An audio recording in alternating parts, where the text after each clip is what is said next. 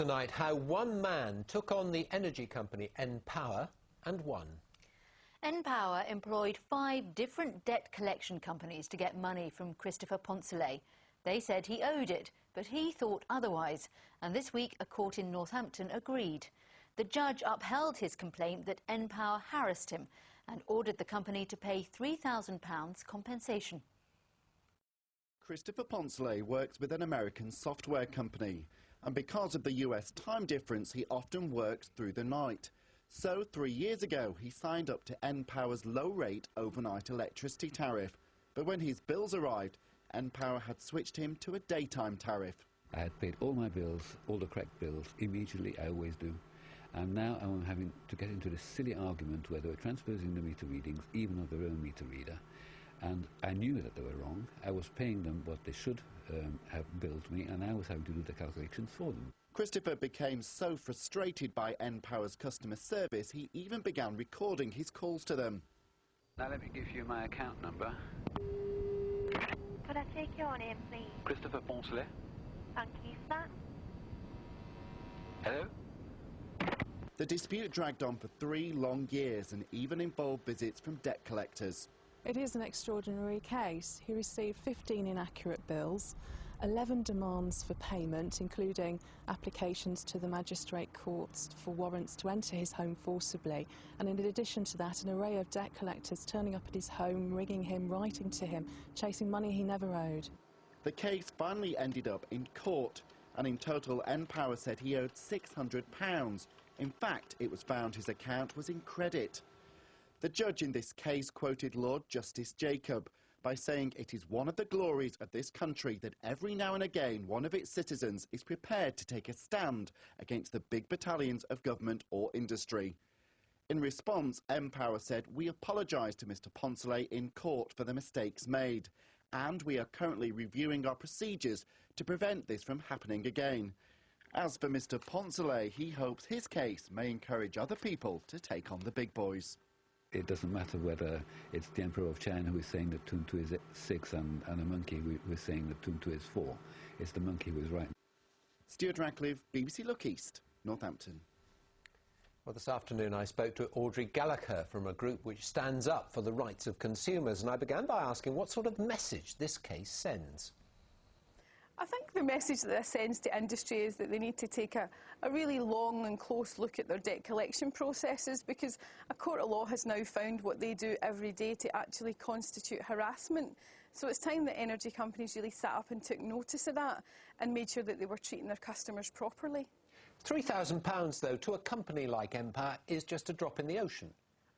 A relatively insignificant sum has been paid out.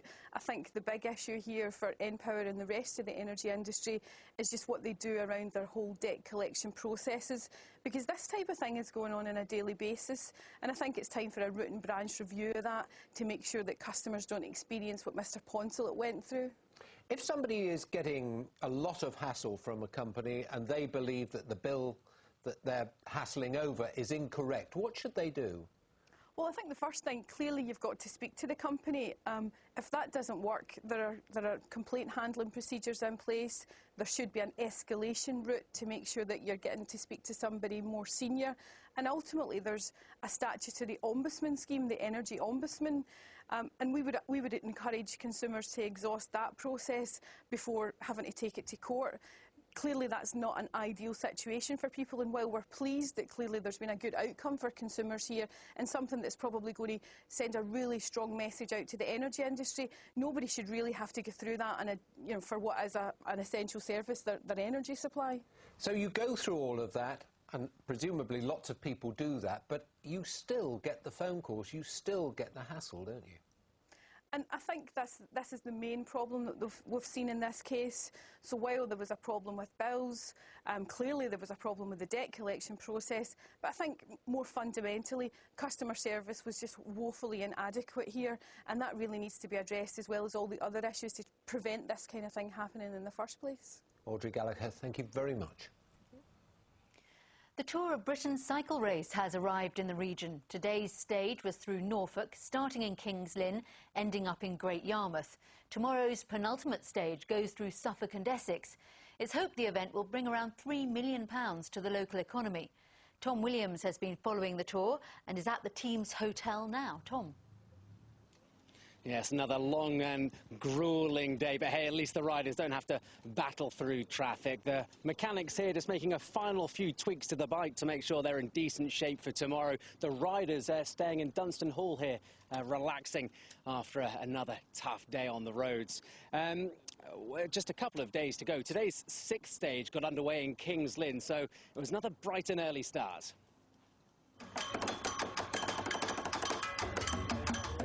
Carnival atmosphere. The band kept things lively, playing, yep, you got it, old bits of bike. It wasn't all about the professionals. School children proudly paraded their customised wheels. Members of the March Veteran and Vintage Cycle Club also caught the eye. This is an IDE special. What's so special about it? Well, it's the only one in the world, and it's basically worth £25,000.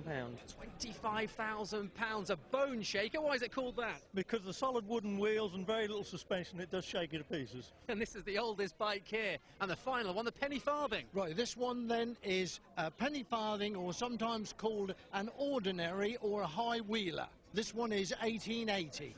We're only about a third of the duration of the Tour de France. That's by far and away the biggest race. The other two, the Giro and the Vuelta, are also big races, but the Tour of Britain is creeping up on them. It's come at the right time, the end of the summer season. Tourism is such a big industry in Norfolk, and it sort of extends the summer season a bit by having this in the middle of September. 17 teams, but the main attraction, an Olympic star. It's unpredictable today, depending which way the wind's blowing. Obviously it's quite flat and exposed at places. We run down the coast for a lot of the race. The Tour of Britain seems to have been well received everywhere you've been, and once again here in King's Lynn this morning. Yeah, and the sun's shining for once, so that's a bit better for the last few stages we've had. We had a lot of rain this race, and yeah, great turnout this morning. And they're off, 117 miles to go from the start here in King's Lynn. In 5 hours they'll have reached Great Yarmouth. 100 riders, thoroughly outnumbered by an army of support vehicles. A rousing send-off as they wave goodbye to the town to hit the open road. Very few hills, the battle instead against high winds. They flew through Sheringham. Well, the experts did. And after 3 and a bit hours, the chasing pack known as the Peloton flashed in and out of Norwich. Just before 3:30, the leaders powered into Great Yarmouth. Andre Greipel winning a sprint finish. It's been really enjoyable seeing all these top-class cyclists so close to home. This is absolutely wonderful for the town. Wow, what a race! 6 stages down, 2 to go. Tomorrow the circus pitches up in Bury and ends in Colchester. We're with the Sigma Sport Specialised team here at Dunstan Hall. So much paraphernalia goes with the tour, lorries, caravans. I was staggered by the number of support trucks that were following the riders around today. Dan Dugard is from the team. Amazing, isn't it? Just got what goes with this Tour of Britain. Yeah, there's a lot of equipment involved, especially just for 6 riders. You're talking probably 12 bikes and double that again in wheels, plus all the team vehicles, shipping equipment around to all the different hotels, because you're never in one place for more than a day. So. And Simon Richardson is the team leader. How did you find the Norfolk stage today? It was tough, actually. We've come from like the hills of Somerset into the flatlands, I guess, but there's a real change of pace. We had a tailwind most of the day, so we're travelling at sort of 50 kilometres an hour for most of the day. And yeah, it was pretty tough going, actually. OK, guys, well, thanks for popping out this evening. I'll let you get back to relaxing in the hotel. There's a photo gallery from today on the BBC Norfolk website, and with the tour heading to Suffolk and Essex tomorrow, don't forget to tune into your local BBC radio station for live coverage and, of course, the latest traffic and travel news. Great. Thank you very much, Tom.